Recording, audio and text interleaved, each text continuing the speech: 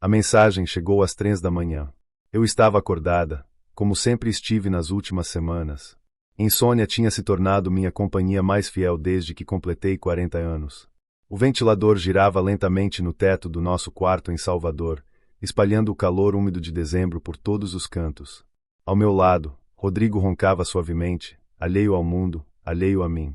Peguei o celular mais por hábito do que por necessidade. A luz azulada da tela cortou a escuridão, fazendo meus olhos arderem. Foi então que vi uma mensagem de número desconhecido. Sem foto de perfil. Sem nome. Apenas palavras que congelariam meu sangue pelos próximos dias. Se seu marido abrir a geladeira, você morre. Meu coração disparou. Li novamente. E mais uma vez. As palavras não mudavam. Não faziam mais sentido na terceira leitura do que na primeira. Olhei para Rodrigo. Ele continuava dormindo, a respiração pesada, o peito subindo e descendo num ritmo constante. Inocente. Tranquilo. Eu deveria ter acordado ele naquele momento. Deveria ter mostrado a mensagem. Chamado a polícia. Feito algo. Qualquer coisa. Mas não fiz. Porque uma parte escura de mim, uma parte que eu não conhecia até aquele momento, sussurrou uma pergunta terrível. E se for verdade? Desci da cama com cuidado, evitando fazer qualquer ruído. Nosso apartamento no bairro da Barra ficava no 10º andar, com vista para o mar. Durante o dia, a vista era deslumbrante. À noite, era apenas escuridão pontilhada por luzes distantes. Caminhei descalça pela sala, sentindo o piso frio sob meus pés. A cidade lá fora dormia, mas eu estava completamente desperta, cada nervo do meu corpo vibrando com uma mistura de medo e algo mais. Curiosidade. Pavor. Parei na frente da geladeira. Era um eletrodoméstico comum, branco, com pequenos imãs de lembrança de viagens que nunca fizemos juntos. Uma foto nossa no casamento, 7 anos atrás, sorria de volta para mim. Éramos tão diferentes naquela época. Ou talvez não. Talvez eu apenas não quisesse ver. Estendi a mão para a maçaneta. Hesitei. Meus dedos tremiam a centímetros do metal frio. O que tinha dentro? O que alguém não queria que Rodrigo visse? E por que, em nome de Deus, eu morreria se ele abrisse? Não abri. Voltei para o quarto, o celular apertado contra o peito como se fosse um talismã. Rodrigo continuava no mesmo lugar, o mesmo ritmo, a mesma inconsciência abençoada. Deitei ao lado dele e tentei processar o que estava acontecendo. Quem mandaria uma mensagem dessas? Por quê? Era uma brincadeira cruel. Um erro. Alguém enviou para o número errado. Mas no fundo, eu sabia. Não era erro. Aquela mensagem era para mim. Especificamente para mim. As horas se arrastaram. Observei o relógio digital no criado mudo marcar 4 da manhã, depois 5, depois 6. A claridade começou a filtrar pelas cortinas, trazendo consigo os sons de Salvador acordando. Carros passando na avenida. O grito distante de vendedores ambulantes. O mar batendo na praia ao longe. Rodrigo se mexeu. Meu corpo inteiro se enrijeceu. Ele bocejou, espreguiçou-se, passou a mão pelo rosto. Olhou para mim com aqueles olhos castanhos que um dia me fizeram sentir segura. Bom dia, amor. Você está bem? Parece cansada. Forcei um sorriso. Não consegui dormir direito. Ele se levantou, vestindo apenas uma bermuda de pijama. Seu corpo ainda era bonito aos 43 anos. Ele se cuidava. Academia 3 vezes por semana. Dieta balanceada. Sempre tão disciplinado. Sempre tão controlado. Vou fazer um café, ele disse, já caminhando em direção à porta. Meu estômago se contraiu. A geladeira ficava na cozinha. O leite estava na geladeira. Ele sempre tomava café com leite. Pulei da cama. Não. Rodrigo parou, surpreso. O quê? Minha mente correu. Precisava de uma desculpa. Qualquer desculpa. Eu já vou fazer o café. Você não precisa. Descansa mais um pouco. Ele franziu a testa. Marina, você está estranha. O que está acontecendo? Nada. Estou só, cansada. Como eu disse. Ele me estudou por um longo momento. Havia algo em seus olhos. Desconfiança. Ou era paranoia minha? Depois de 7 anos de casamento, eu deveria conhecer aquele homem. Mas será que conhecia mesmo? Tudo bem, ele finalmente disse. Vou tomar banho então. Respirei aliviada quando ele entrou no banheiro e fechou a porta. Ouvi o chuveiro abrir. Peguei o celular novamente.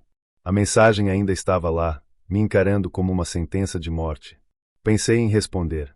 Meus dedos pairaram sobre o teclado. Quem é você? Digitei. Apaguei. O que você quer? Apaguei novamente. No final, enviei apenas: por quê? A resposta veio em segundos. Você sabe por quê, Marina. Você sempre soube. Meu sangue gelou. Quem quer que fosse, conhecia meu nome. Conhecia minha vida. Conhecia meus segredos. Mas que segredos? Eu era uma professora de literatura. Vivia uma vida comum, previsível, até monótona. Casada, sem filhos, com uma rotina que mal variava de semana para semana. Ou não? Fragmentos começaram a surgir em minha mente. Pequenos momentos que eu havia ignorado. O celular de Rodrigo tocando tarde da noite e ele saindo para atender. As viagens de trabalho que pareciam cada vez mais frequentes. O perfume diferente em sua camisa algumas vezes. A senha do telefone que ele mudou sem me contar. Será que? Não. Não podia ser isso. Ou podia? Voltei para a cozinha. A geladeira me esperava, imponente, ameaçadora. Um simples eletrodoméstico que agora carregava o peso de vida ou morte. O que tinha lá dentro que eu não podia ver? O que Rodrigo não podia ver? Ou melhor, o que eu não devia deixar Rodrigo ver? Encostei minha testa na porta fria do refrigerador e fechei os olhos. As lágrimas vieram sem aviso, quentes e amargas. Eu não entendia o que estava acontecendo, mas uma certeza crescia dentro de mim como um tumor maligno. Minha vida, tal como eu conhecia, estava prestes a desmoronar. E tudo começava com uma simples geladeira que eu não podia deixar meu marido abrir. A pergunta era: por quanto tempo eu conseguiria impedi-lo? Meu nome é Marina Oliveira Santana. Tenho 40 anos, nasci e cresci em Salvador, e até 3 da manhã de ontem, acreditava que conhecia cada detalhe da minha própria vida. Sou professora de literatura no Colégio Anchieta, no Corredor da Vitória. Leciono há 15 anos. Adoro meu trabalho, adoro meus alunos, adoro mergulhar nas páginas de Machado de Assis e Clarice Lispector e fazer adolescentes entenderem que literatura não é só decorar datas, mas sentir. Minha mãe sempre disse que eu nasci para ensinar. Talvez ela estivesse certa. Conheci Rodrigo numa festa de Réveillon, 8 anos atrás, na praia do Porto da Barra. Eu tinha acabado de sair de um relacionamento complicado com um músico que prometia amor eterno, mas não conseguia ficar fiel por mais de 3 meses. Rodrigo era diferente. Engenheiro civil, sério, estável, com planos de vida claros. Trabalhava numa construtora grande, ganhava bem, tinha ambições. Quando ele me pediu em casamento 6 meses depois, com um anel simples mas bonito no topo do elevador Lacerda ao pôr do sol, eu disse sim sem hesitar. Minha mãe, Célia, chorou de felicidade. Finalmente sua filha única tinha encontrado um homem de verdade, dizia ela. Alguém que podia cuidar de mim. Meu pai já tinha morrido há 5 anos, vítima de infarto fulminante, então Rodrigo se tornou não apenas meu marido, mas a figura masculina que faltava na nossa pequena família. Casamos numa cerimônia simples na igreja de Nossa Senhora da Conceição da Praia. Foram apenas 60 convidados. Amigos da faculdade, colegas de trabalho, minha mãe e as amigas dela do grupo de oração, a família de Rodrigo vinda de São Paulo. Foi um dia perfeito. Ou parecia perfeito. Os primeiros anos foram bons. Não eram paixão ardente, mas havia carinho, companheirismo, respeito.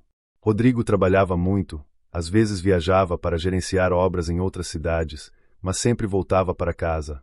Sempre me trazia presentes bobos. Sempre dizia que me amava. Não tivemos filhos. Tentamos no primeiro ano, mas não veio. Depois de alguns exames, descobrimos que eu tinha endometriose severa.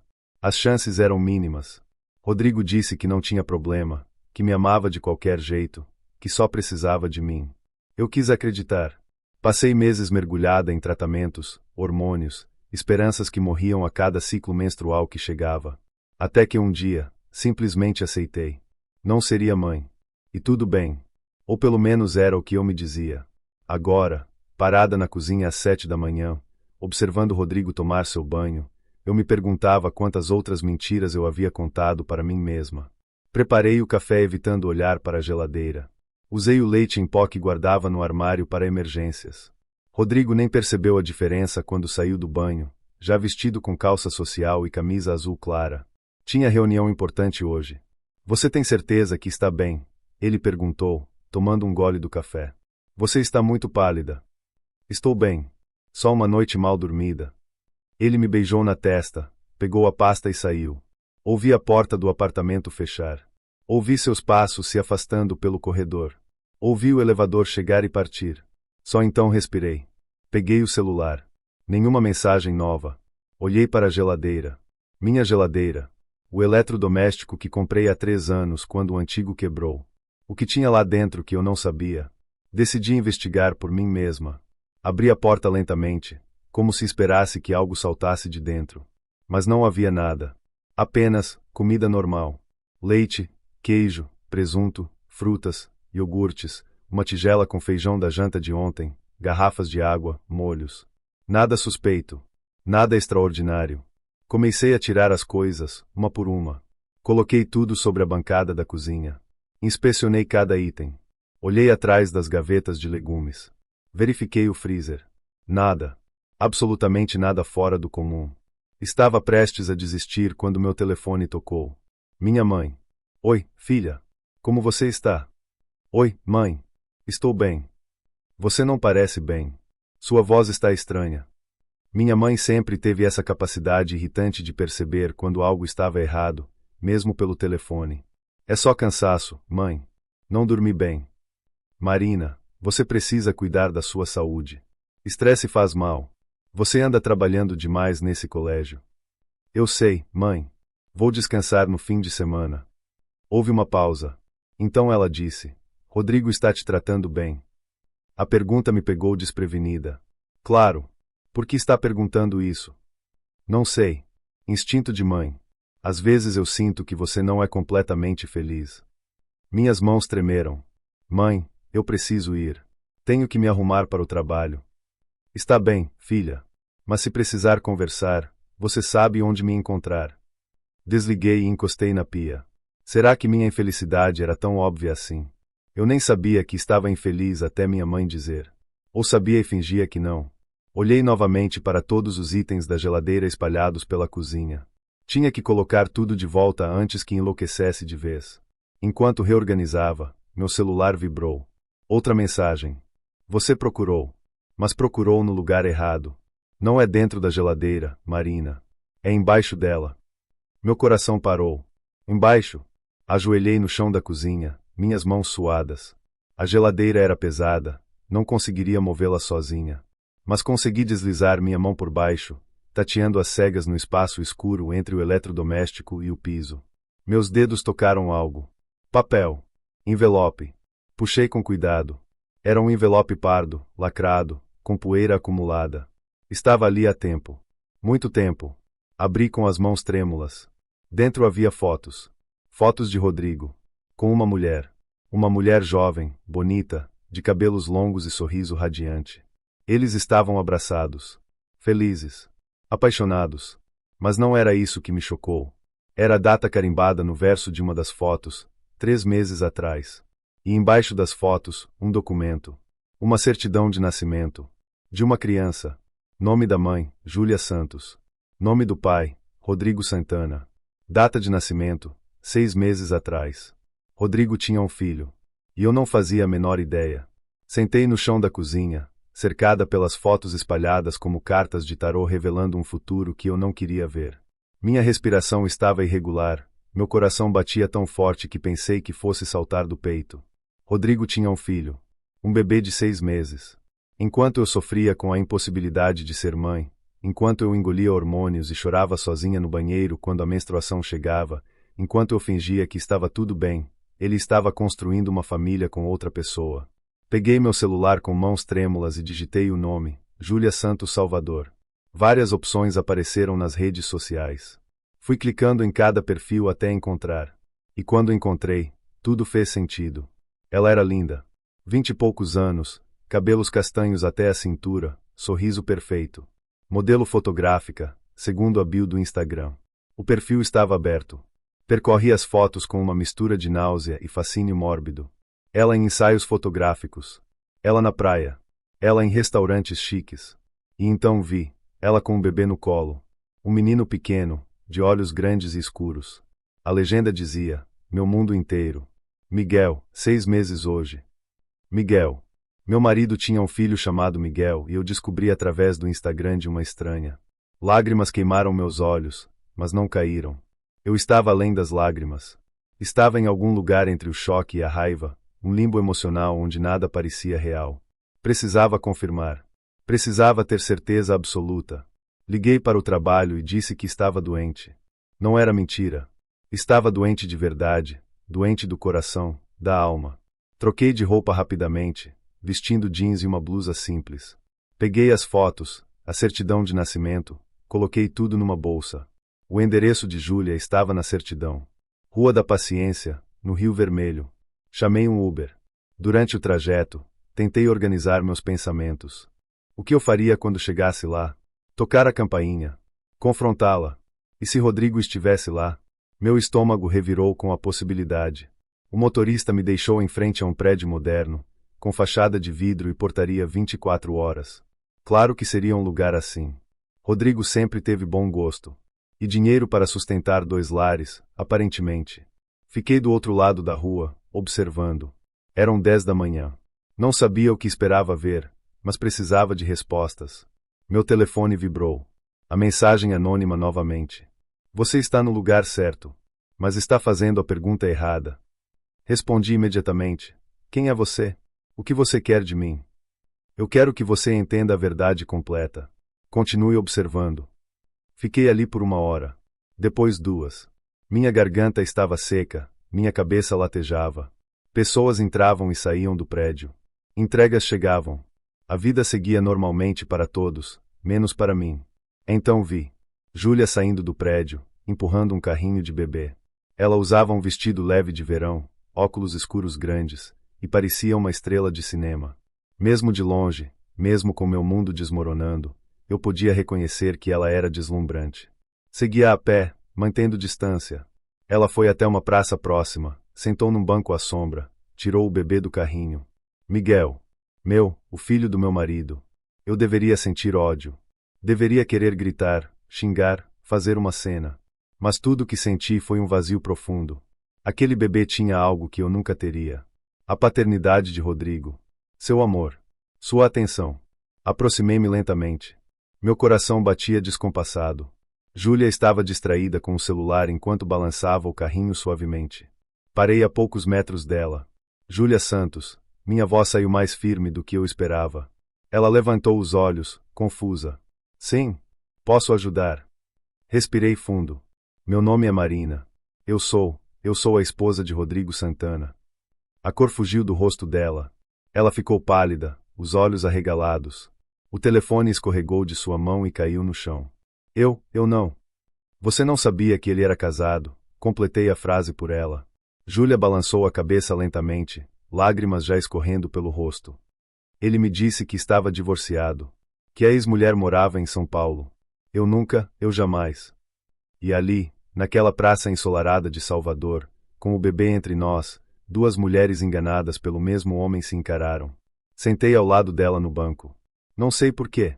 Talvez porque ela parecesse tão quebrada quanto eu me sentia. Talvez porque ambas éramos vítimas. Há quanto tempo vocês estão juntos? Perguntei, minha voz surpreendentemente calma. 2 anos, ela sussurrou. Ele me disse que trabalhava viajando muito, que por isso não podia estar aqui toda semana, mas que me amava, que amava Miguel. Ele paga o apartamento, me dá uma mesada para as despesas do bebê.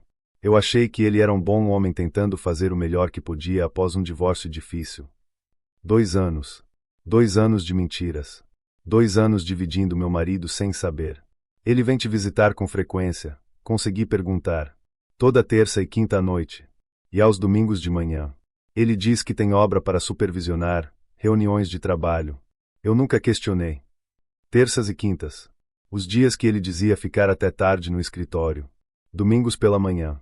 Quando ele dizia ir à academia. Tudo se encaixava perfeitamente. Por que você está me contando isso? Júlia perguntou, limpando as lágrimas. Como você descobriu? Ia responder quando meu telefone vibrou novamente. Olhei a tela. A mensagem dizia: agora olhe quem está chegando atrás de você. Virei a cabeça. Rodrigo estava ali, a 20 metros de distância, parado, nos observando. Seu rosto estava branco, a boca aberta em choque. Ele segurava uma sacola de supermercado, provavelmente comprando coisas para seu outro lar, sua outra vida. Nossos olhos se encontraram. E naquele momento, eu vi algo que nunca tinha visto antes no olhar do meu marido. Medo. Não de ser descoberto. Não de perder uma vida ou outra. Mas medo genuíno. Terror puro. Ele largou a sacola no chão e começou a correr na direção oposta, fugindo de nós duas, fugindo da verdade que finalmente o alcançara. Júlia me olhou, confusa. O que está acontecendo? Por que ele está fugindo? Mas eu não tinha resposta. Porque nada disso fazia sentido. Rodrigo não era covarde. Era calculista, mentiroso, traidor. Mas não era o tipo de homem que fugiria assim. A menos que houvesse algo mais. Algo pior do que traição. Algo que a mensagem anônima ainda não tinha revelado. Meu telefone vibrou uma última vez. Agora você entende. Ele não está fugindo de vocês. Está fugindo do que fez. E você ainda não descobriu o pior, Marina. Continue procurando. A verdade está mais perto do que imagina. Antes de continuarmos esta jornada emocionante, deixe nos comentários de qual cidade você está assistindo. E no final você poderá avaliar esta história de 0 a 10. Júlia e eu ficamos sentadas naquele banco por longos minutos em silêncio. O bebê havia adormecido no carrinho, alheio ao caos que sua existência tinha causado. Ao nosso redor, a vida seguia normal. Crianças brincavam, casais passeavam, vendedores ambulantes gritavam suas ofertas. Mas para nós duas, o mundo havia parado. Eu preciso ir atrás dele, disse finalmente, me levantando. Júlia segurou meu braço. Espera. Tem algo que você precisa saber. Sentei novamente. Seus olhos estavam vermelhos, mas havia determinação neles agora. Há cerca de 3 semanas, comecei a receber mensagens estranhas, ela disse, a voz tremendo. De um número desconhecido. Dizendo que Rodrigo estava mentindo para mim. Que ele tinha outra vida. No começo, ignorei. Pensei que fosse alguma ex-namorada louca. Mas as mensagens continuaram. Cada vez mais específicas. Meu sangue gelou. Que tipo de mensagens? Detalhes sobre nossa rotina. Coisas que só Rodrigo e eu sabíamos. O restaurante onde jantamos na semana passada. O nome do pediatra de Miguel. Até o sabor do sorvete que ele me trouxe numa noite. E então, há 2 dias, a mensagem disse: ele tem uma esposa. E você não é a única. Não é a única, repeti, a realidade desmoronando ainda mais. O que isso significa? Júlia pegou seu celular e me mostrou um grupo de WhatsApp. O nome do grupo era simplesmente As Verdades de Rodrigo Santana. Havia 5 mulheres no grupo. 5. A pessoa que criou este grupo adicionou todas nós há 2 dias, Júlia explicou. No início, ninguém falava. Todas achavam que era algum tipo de golpe. Mas ontem à noite, uma das mulheres quebrou o silêncio. Seu nome é Patrícia. Ela me mostrou as mensagens. Patrícia, uma arquiteta de 35 anos, contava sua história. Conheceu Rodrigo há 4 anos numa feira de construção. Ele disse que era solteiro, morava sozinho. Eles namoraram por 2 anos. Ela achava que iam casar. Então ele simplesmente desapareceu. Bloqueou todos os contatos dela. Sumiu. E as outras? Perguntei, sentindo náusea crescer. Júlia passou o dedo pela tela. Tem Amanda, 28 anos, estudante de engenharia que conheceu Rodrigo na academia há 1 ano. Tem Renata, 32, dentista que se envolveu com ele durante 6 meses. E tem Camila, apenas 23 anos, que está grávida de 5 meses. O mundo girou ao meu redor. Não era apenas traição. Era um padrão. Um sistema. Rodrigo estava vivendo múltiplas vidas simultaneamente, manipulando mulheres, construindo relacionamentos falsos, mentindo para todas nós. Eu sou a esposa legítima, murmurei, mais para mim mesma do que para Júlia. As outras, vocês todas. Somos vítimas, Júlia completou, com amargura. Assim como você. Meu telefone vibrou. Outra mensagem. Agora você está começando a entender. Mas ainda não chegou ao fundo do poço. Vá para casa, Marina. Abra seu computador. Digite a senha, Miguel 2024. Você vai encontrar algo que Rodrigo escondeu. E aí vai saber por que eu disse que você morreria se ele abrisse a geladeira. Olhei para Júlia. Eu preciso ir. Mas, você quer vir comigo? Ela hesitou, depois assentiu. Eu mereço saber a verdade completa também. Voltamos para meu apartamento de Uber, em silêncio tenso. Júlia levava Miguel no colo. Dentro do elevador, olhei para aquele bebê inocente e senti uma mistura confusa de dor e ternura. Ele não tinha culpa. Era apenas mais uma vítima das mentiras de Rodrigo. Quando entramos no apartamento, tudo parecia diferente. Cada objeto, cada foto, cada lembrança era agora contaminada pela verdade. 7 anos de casamento eram 7 anos de mentiras meticulosamente construídas. Liguei o computador que ficava no escritório. Digitei a senha que a mensagem havia fornecido. Funcionou. Arquivos começaram a aparecer. Pastas organizadas com nomes de mulheres. Havia dezenas. Não 5. Não 10. Dezenas. Fotos. Conversas salvas. Documentos financeiros mostrando pagamentos mensais. Havia até planilhas detalhando quanto ele gastava com cada uma, quando visitava, que desculpas usava. Rodrigo não era apenas um mentiroso. Era um manipulador sistemático. Calculado. Metódico. Meu Deus, Júlia sussurrou ao meu lado, olhando a tela. Ele é um monstro. Mas havia algo mais. Uma pasta separada, com senha. Tentei várias combinações. Nada funcionava. Estava prestes a desistir quando meu telefone vibrou novamente. A senha é a data do seu casamento. Ele sempre foi arrogante assim. Digitei 1507-2018. A pasta abriu. Dentro havia vídeos. Muitos vídeos. Cliquei no primeiro com mãos trêmulas. Era câmera escondida. No meu próprio quarto. Rodrigo havia instalado câmeras em nossa casa. E não apenas câmeras. Havia também microfones. Ele gravava tudo. Cada conversa privada. Cada momento íntimo. Tudo. Ele te filmava? Júlia perguntou, horrorizada. Mas não era só isso. Continuei clicando. Havia vídeos de outras mulheres também. De seus apartamentos. De seus quartos. Rodrigo as filmava sem consentimento. Todas elas. E então vi algo que fez meu coração parar. Um arquivo de áudio. Gravado há 3 semanas. Era uma conversa entre Rodrigo e outra pessoa. Um homem. Coloquei para tocar. Você tem certeza de que elas não vão descobrir?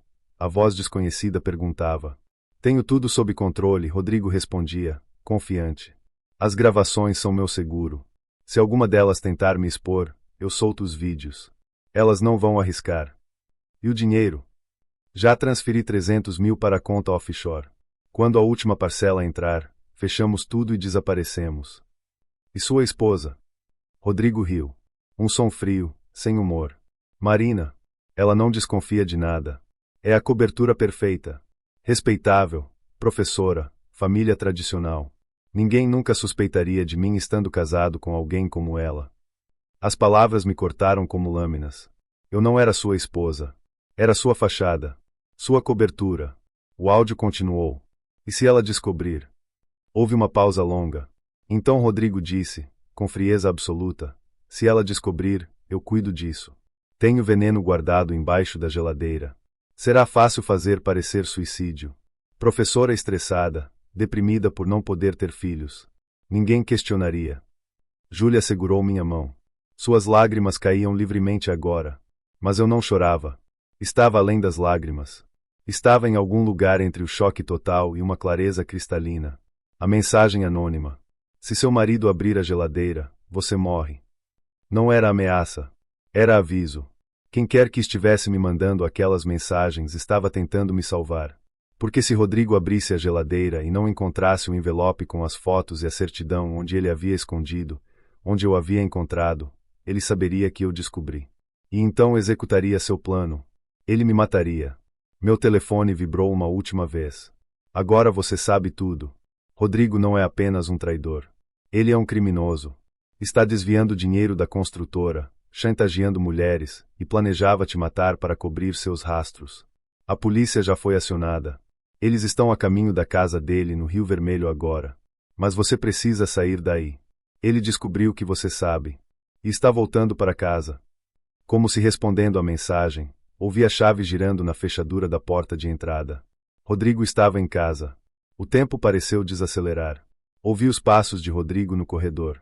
A porta do escritório estava entreaberta. Ele nos veria em segundos. Júlia me olhou, apavorada, segurando Miguel contra o peito. Mas algo dentro de mim havia mudado. Não era mais a Marina que acordava às 3 da manhã com insônia. Não era mais a esposa ingênua que acreditava em cada mentira. Eu tinha descoberto a verdade. E a verdade, por mais dolorosa que fosse, me tornará mais forte. Marina, a voz de Rodrigo ecoou pela sala. Você está em casa. Salvei rapidamente todos os arquivos num pendrive que estava sobre a mesa. Minha mão não tremia mais. Estava surpreendentemente calma. Coloquei o pendrive no bolso e me levantei. Esconde no banheiro, sussurrei para Júlia. Tranca a porta. Não saia até eu te chamar. Ela hesitou, mas obedeceu, correndo silenciosamente com o bebê. Rodrigo entrou no escritório. Quando me viu na frente do computador, seu rosto endureceu. O que você está fazendo? Ele perguntou, tentando manter a voz casual, mas eu ouvia o nervosismo. Descobrindo quem você realmente é, respondi, minha voz firme. Ele deu um passo em direção ao computador, mas eu bloqueei o caminho. Nossos olhos se encontraram. Naquele momento, vi o homem que eu amei se transformar em algo irreconhecível. Seus olhos escureceram, a mandíbula tensionou. Você não deveria ter mexido nas minhas coisas, Marina. Suas coisas, minha voz subiu. Vídeos me gravando sem meu consentimento são suas coisas. Provas de que você estava desviando dinheiro são suas coisas. Planos de me envenenar são suas coisas. Ele congelou. Como você? Eu sei tudo, Rodrigo. Júlia. Patrícia. Amanda. Renata. Camila. Todas elas. Sei do dinheiro. Sei das câmeras. Sei do veneno embaixo da geladeira. Sei que eu nunca fui sua esposa. Fui apenas sua fachada. Por um momento, ele pareceu considerar negar. Depois, algo mudou em seu rosto. A máscara caiu completamente. O que restou foi frieza pura. Você sempre foi tão ingênua, ele disse, com desdém. Tão fácil de manipular. Achei que ia ser complicado manter essa farsa por tanto tempo, mas você facilitou. Nunca questionou. Nunca desconfiou. Você era perfeita para o que eu precisava. Cada palavra era uma facada, mas eu não deixei a dor me paralisar. Por quê? Perguntei. Por que fazer isso comigo? Com todas nós? Ele riu. Um som vazio. Porque eu podia. Porque era fácil. E porque vocês eram úteis. Marina, a esposa respeitável que me dava credibilidade. Júlia, a amante jovem que alimentava meu ego. As outras, cada uma servia a um propósito. E o dinheiro, bem, eu merecia mais do que aquela construtora me pagava. Você é um monstro, sussurrei. Eu sou esperto, ele corrigiu. E teria continuado sendo se alguém não tivesse começado a mandar essas malditas mensagens para vocês. Quem?